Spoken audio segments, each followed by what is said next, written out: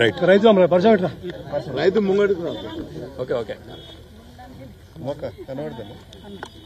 గౌరవనీయులు మన తెలంగాణ తొలి ముఖ్యమంత్రి కేసీఆర్ గారు ఇచ్చిన పిలుపు మేరకు రాష్ట్రంలో ఎక్కడెక్కడైతే ఈరోజు కాంగ్రెస్ పార్టీ యొక్క నిర్లక్ష్య విధానాల వల్ల కాంగ్రెస్ పార్టీ యొక్క పట్టింపు లేనితనం వల్ల ఇవాళ వ్యవసాయదారులకు రైతులకు పట్టాదారులు కావచ్చు లేదా కౌలు రైతులు కావచ్చు వాళ్ళు పడుతున్న ఇబ్బందులు గమనించి ఇప్పటికే 15-20 లక్షల ఎకరాల్లో ఎక్కడెక్కడైతే పంటలు ఎండిపోయినాయో ఆ రైతుల్లో భరోసా నింపడానికి ధైర్యాన్ని ఇవ్వడానికి అదేవిధంగా వారికి మేమున్నామని చెప్పడానికే ఈరోజు క్షేత్రస్థాయిలో మా పార్టీ నాయకులు అన్ని నియోజకవర్గాల్లో కూడా రైతుల దగ్గర పోతా ఉన్నారు, పర్యటనలు చేస్తూ ఉన్నారు. అందరినీ కూడా కలిసి వారిలో ఒక భరోసా నింపే ప్రయత్నం చేస్తున్నారు. రైతులు అడగలేదు, మిమ్మల్ని ఎవరు కూడా నిజానికి డిమాండ్ చేయలేదు.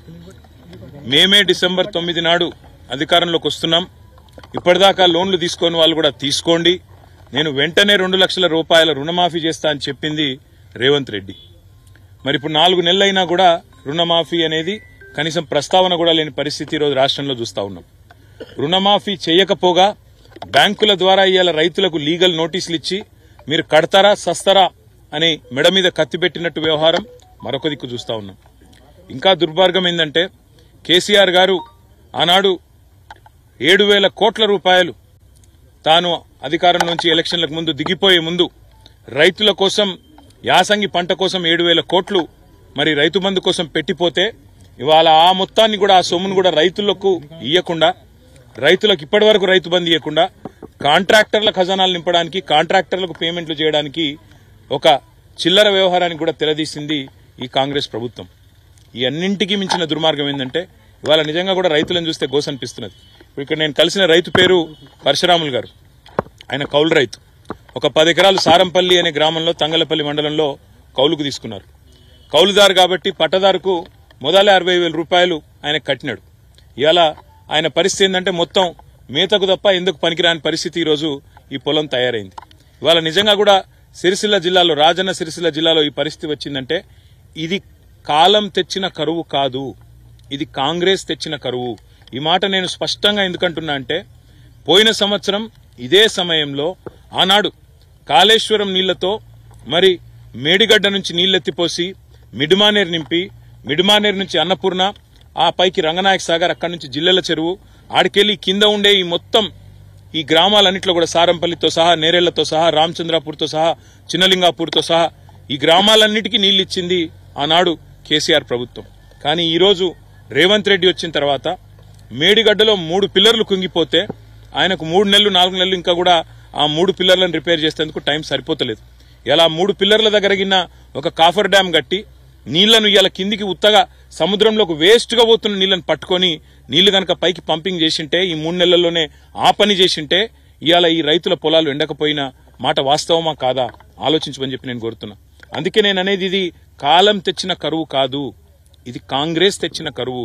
కాళేశ్వరం మీద కడుపు మంటతో, కేసీఆర్ మీద కడుపు మంటతో మేడిగడ్డ రిపేర్ చేయకుండా 3 నెలలుగా నిర్లక్ష్య వైఖరి అవలంబించినందుకే ఇవాళ ఈ పొలాలు ఎండిపోయే పరిస్థితున్నది.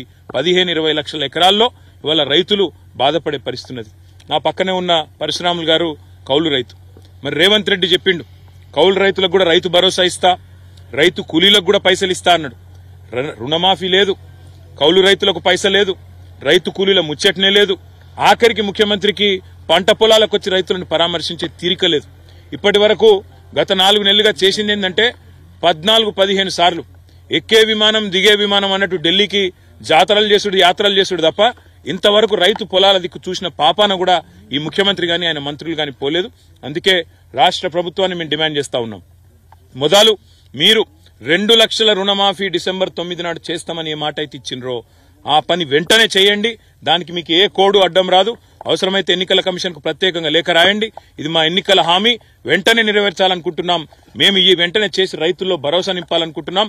ఇప్పటికే దాదాపు 200 మంది రైతులు ఆత్మహత్యలు చేసుకున్నారు. కాబట్టి ఈ విషయంలో ప్రభుత్వం వెంటనే స్పందించాలనేది మొదటి డిమాండ్. రెండవది, ఖచ్చితంగా ఈ ప్రభుత్వం చేయవలసింది మీరిచ్చిన మాట ప్రకారం రైతు భరోసా ఏదైతే 15,000 రూపాయలని మీరు చెప్పినరో, కేసీఆర్ 10,000 ఇస్తుండు, నేను 15,000 ఇస్తా అన్నావు. ఆ 15,000 కూడా ఇచ్చి మీరు మాట నిలబెట్టుకోవాలనేది రెండో డిమాండ్. మూడవది ముఖ్యమైనది, కౌలు రైతులకు రైతు కూలీలకు పైసలు ఇస్తా అన్నావు, వెంటనే ఇవ్వాలని చెప్పి కూడా మేము డిమాండ్ చేస్తా ఉన్నాం.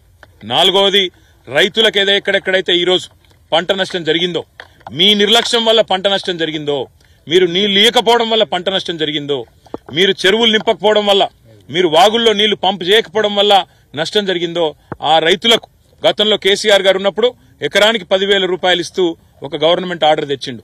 అదన్నా నిలబెట్టు, లేదా నీకు మాకంటే ఎక్కువ ప్రేమ ఉంటే 10,000 కాదు 25,000 రూపాయలు ఎకరానికి నష్టపరిహారం ఇవ్వాలని చెప్పి కూడా నేను డిమాండ్ చేస్తున్నా. ఇక నష్టపోయిన పంట ఎట్లాగూ పోయింది, మరి మిగిలిన పంటనన్నా ఇప్పుడు కోతలు కోసే టైం వచ్చింది. నేను రేవంత్ రెడ్డిని డిమాండ్ చేస్తున్నా, పోయిన పంటకు నష్టం జరిగిన పంటకేమో ఎకరానికి 10,000 రూపాయల 25,000 రూపాయల ప్రభుత్వం నిర్ణయం తీసుకోవాలి, వెంటనే నష్టపరిహారం ఇవ్వాలి. పంట ఏదైతే కోతకొస్తున్నదో తొందరలో కొనుగోలు కేంద్రాలు ప్రారంభించాల్సిన అవసరం ఉంది. మీరే చెప్పినరు 500 రూపాయలు క్వింటాల్కు బోనస్ అన్నావు, మరి ఇప్పుడు వెంటనే క్వింటాల్కు బోనస్ అన్న ప్రకటించు. ఎన్నికల కమిషన్కు అవసరమైతే ప్రత్యేకంగా పోయి వాళ్ళకు ఉత్తరం రాసి ప్రత్యేకంగా కలిసి రైతులు కష్టాల్లో ఉన్నారు కాబట్టి చేయక తప్పడం లేదని చెప్పి వాళ్ళ పర్మిషన్ తీసుకొని వెంటనే మీ చిత్తశుద్ధి చాటుకోవాలని చెప్పి కూడా నేను రాష్ట్ర ప్రభుత్వాన్ని డిమాండ్ చేస్తున్నా.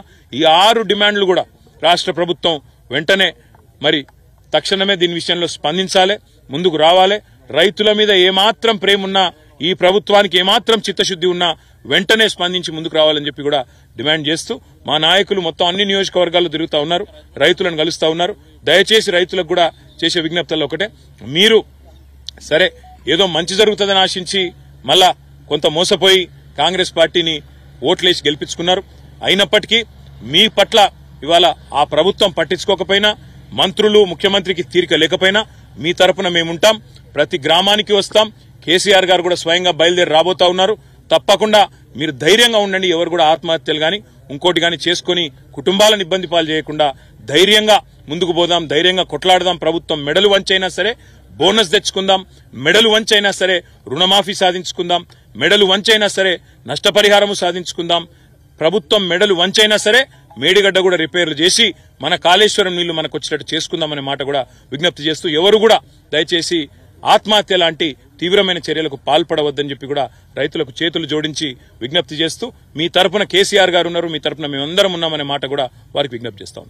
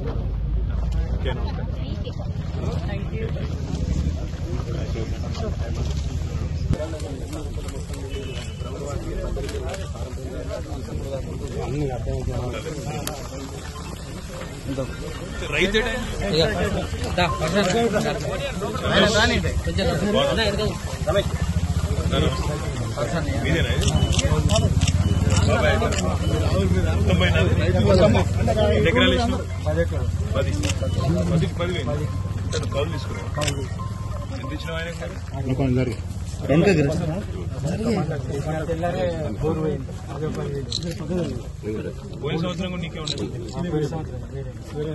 మీరే కలుసుకుని ఇక్కడ వేసినప్పుడు అప్పుడు వారిందా? అప్పుడైనా వారింది, ఇబ్బంది ఏం లేదు. మరి ఏమైంది సార్, మీకు ఏమర్థమైంది? అప్పుడు వాటర్ ఉండే జిల్లాల చెరువు ఉంటాయి, స్కూల్లో గ్రౌండ్ వాటర్ ఇప్పుడు లేదు. ఎందుకైందో అదే ఉన్నదని అనుకున్నాం. ఎందుకైందో తెలుసా అంటున్నా నీకు.